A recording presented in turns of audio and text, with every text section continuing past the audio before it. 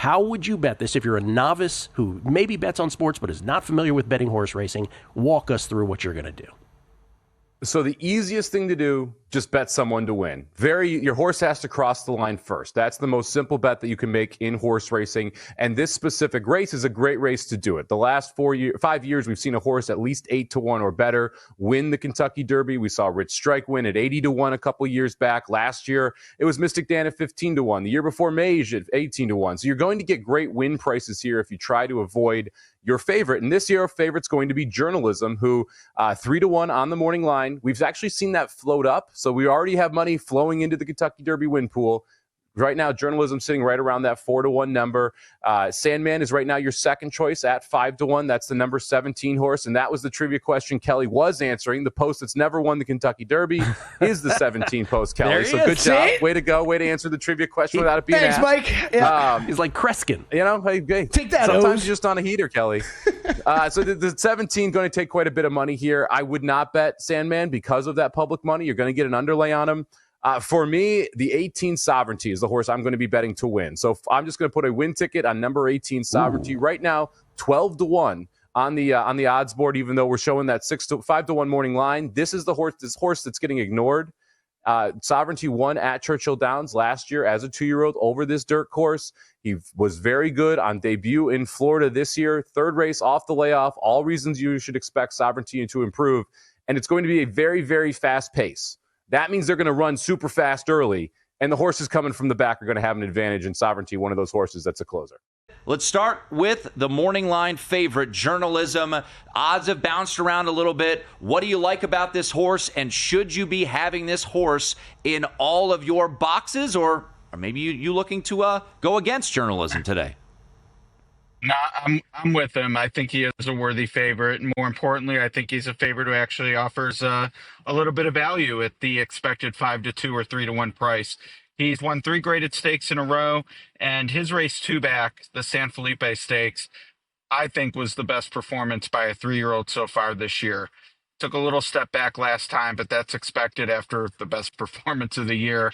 And he just seems primed for a top performance on Saturday in Louisville. So for me, Journalism, not only a worthy favorite, but more importantly for bettors, actually offering some value at 5-2 or 3-1. Obviously, there are a couple of marquee scratches that have come through. Bob Baffert, who's making his return to the event for the first time since 2021 after the suspension, had to scratch his top contending horse in the race yesterday, Rodriguez, for what reports have called a small but sensitive foot bruise. And then this morning, the number 10 horse, Grande, also out with a cracked heel. And you mentioned it, the owner's not particularly happy about this. I guess he took x-rays and a PET scan, and they came back clean. But the vet said that, no, this horse needs to be scratched. Yeah. So that's what I think we're obviously down to 19. The drama there is also pretty interesting just because there seems to be this difference. But what it means for the field, and now that there's one less horse out there, is obviously, to me, at the top of mind. And some of these other horses are really interesting. You know, for example, American Promise seems to be a horse that is very polarizing in the thoughts around it. There are some that I think I was listening to Mike Somich yesterday with Gil Alexander on a numbers game, and he made the point of he was going to try to talk Drew Dinsick off of American Promise on the show that they have. You can check that up at YouTube. But the guys like that, horses like that, and what we're seeing here in this field. By the way, we should note that our Derby guide is updated. So you go and download it. It's a PDF. It is updated with all these scratches, That's awesome. So you can get that with there. But the different opinions on some of these horses are pretty interesting. And the favorite, too, Journalism. Having been undefeated since his debut loss, but having said that, you talk about the fact that it hasn't been in a field like this is going to be very, very interesting as well, considering there seems to be a lot of faith in Journalism at the top here. Kentucky Derby, sir. The run for the roses. The fastest 2 minutes in sports. Go. What do you got? Where to start? I hate landing on the favorite in this race, but I can only envision 4 horses of this field. I know Drew was talking about how deep it is. I can only see 4 horses winning this race. I can see Journalism win. I can see Sovereignty win. I can see Besa, who just drew in today, win. And I can see Luxor Cafe win. I think the winner comes from one of those 4 horses. You can knock Journalism for only facing a couple of 5-horse fields, but he's got the proper profile for the runner that I think is going to win this race.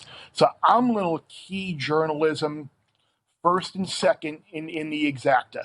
What that means basically is I need journalism to finish first or second, and then I'm going to need either Luxor Cafe, Publisher, Tistastic, Coal Battle, who may or may not run. I've heard some conflicting reports there, and then Beza, one of those horses to run second, or Coal Battle, Luxor Cafe, Beza to win, and then journalism to finish second. That's the main way I'm betting this race, and then I'm going to wind up doing a smaller exacta key with either with Sovereignty to run first or second with those same horses, and then I'm going to have that trifecta that was put up there with journalism keyed first and second with those same horses in the other spot, and then and filling it out. I've tweeted this out, so if you haven't had a pen and paper to jot down your notes, if I'll look at my Twitter feed, I have a long thread there that has a lot of things laid out. So hopefully we come across some winners. But yeah, I heard American Promise. He did pass the vet report, and the stewards voted, I guess, 2-1 to allow him to run. So. One horse scratched, Rodriguez out. We've got a new pony in. How does that change things, in your opinion? Does it change odds? Does it change your perception of the race, or is that more so of a non-factor? It's a huge factor, and it's the second time that we're going to see an also eligible be very relevant in the Kentucky Derby here in the last couple of years. Rodriguez, one of the two Bob Baffert horses, who just came and won the Wood Memorial last time out on the front end, so was part of the pace and was a horse that was taking money. And when you look at the early parimutuel returns, we were seeing Rodriguez, a 12-1 morning line shot, get bet down to that 9-1, 8-1 range. So it definitely was a horse that was going to take money come Saturday. Now you insert Baeza, who has been one of those horses that everyone wanted to get into the Derby, but just didn't get started on the Derby trail early enough. Baeza is a half-brother to Mage, who won this race 2 years ago, to Dornoch, who won a Triple Crown race last year. So that the pedigree is there for Baeza to handle the distance. The big question for him is he going to be able to step forward here in such an early point of his career? He ran second to Journalism, who is your favorite right now at 4-1 in the parimutuel pool in the Santa Anita Derby. So the talent is there as well. It's just the question is, how is he going to handle that outside draw? How is he going to handle 19 other horses?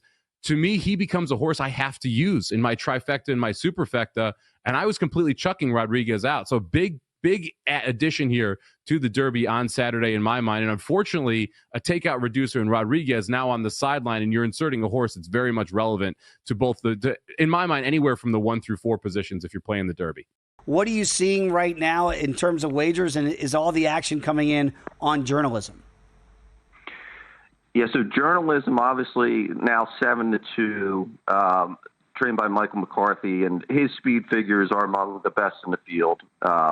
Well suited to race a mile and a quarter here, and jockey Umberto Rispoli, he's handled him well. Maybe if there's one concern about Journalism, it's the size of the field. The Derby, 20 horses. Journalism is used to competing against small fields in California. We know sometimes the traffic in the Derby is too much to handle, but he drew a great post, the 8th post. And this horse just doesn't have a lot of question marks around him coming in.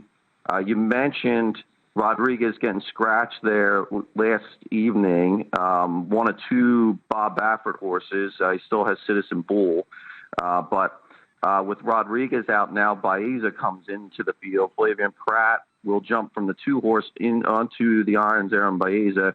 And this is a horse that really a lot of horse bettors wanted to see in the field, and I think will be taking some money now that he has joined. He'll be out of the 20. He'll be number 21, but he'll be out of the 20 gate because everybody moves up one.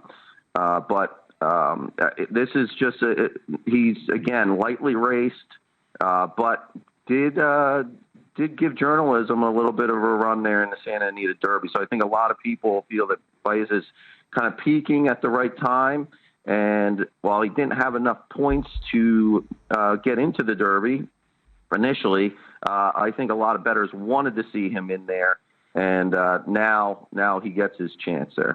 There was a time where there was a string of a lot of favorites that were winning year after year after year. That hasn't been the case the last 6 years. None of the winners, in fact, over the last 6 were shorter than 8-1 odds. 3 were at least 15-1.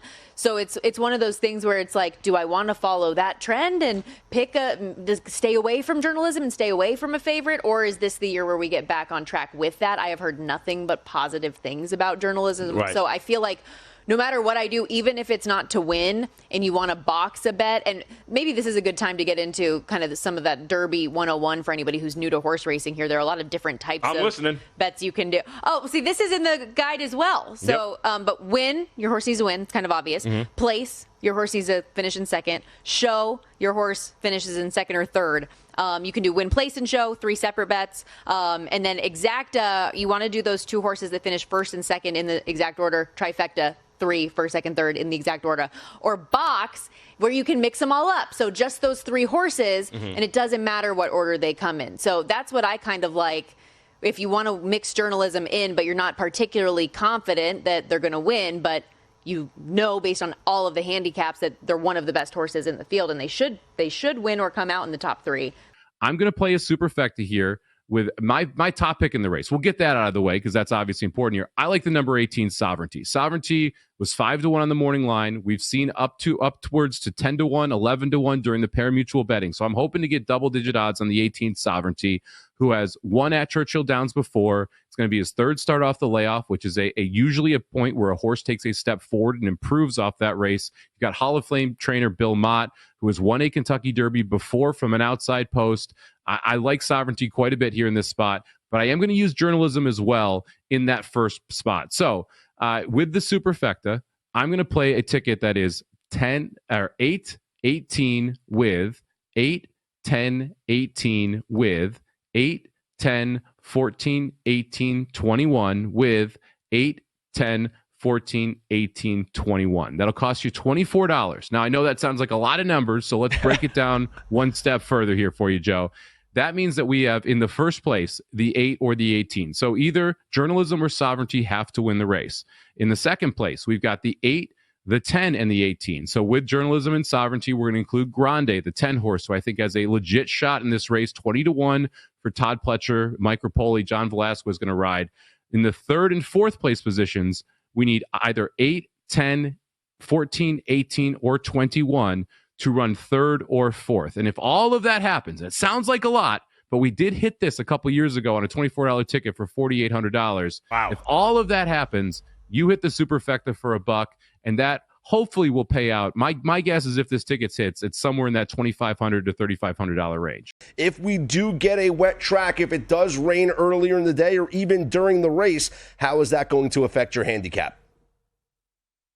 Well, the good thing about Churchill is it does dry extremely fast. So rain in the morning would really mean nothing in terms of the Derby come 7 p.m. Eastern. Now, if we're talking about a wet track for the race itself, that does change things a little bit.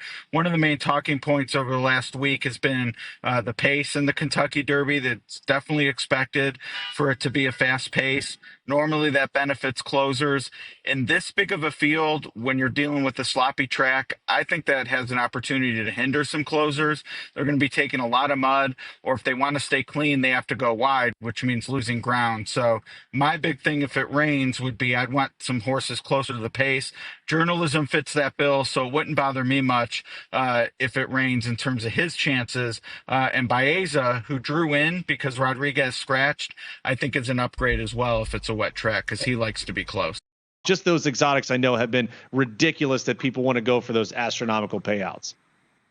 Yeah, absolutely. And again, you have to kind of look at the odds here and include some of the horses that have some of the higher odds. Again, Final Gambit is a horse that I would be looking to use in some exotics, currently 16-1, winner of the Jeff Ruby Stakes at Turfway. Luxor Cafe, currently 13-1, one of 2 Japanese horses in the field. Japanese horses never really had success in the Derby until last year. On Forever Young lost by 2 noses. I had to take it on Forever Young last year. I remember that well. But Luxor Cafe, I think, is certainly worth a look. On a 4-race win streak coming in here, and the son of the 2015 Triple Crown winner American Pharaoh. So I think Luxor Cafe is certainly one that you can use. So if you're looking to play those trifectas and the superfectas, you got to look to include some with higher odds. That's really, really where you're going to start seeing those payouts increase if one of those horses come in. Let's talk about Sovereignty a little bit, because you got that out of the way. It's your outright winner. That's your pick. Why Sovereignty? What about this track? What about this pony do you like? Well, one of the things that I think is important is the pace of the Kentucky Derby. And we have speed on the inside, speed in the middle, and speed to the outside. And that is the perfect storm for a very fast pace. So because I think both the 1 Citizen Bull and the 20 Owen Almighty and the 12 East Avenue all going to go right to the front, that sets up the race for horses who can come from off the pace. You're looking for closers. And Sovereignty, in my mind, is the best closer in this race. The 2-year-old season very much mimics the 3-year-old season. And we saw at 2 years old, Sovereignty ran twice, and his third race was at Churchill Downs, won the Grade 3 Street Sense, where he was absolutely phenomenal over this track.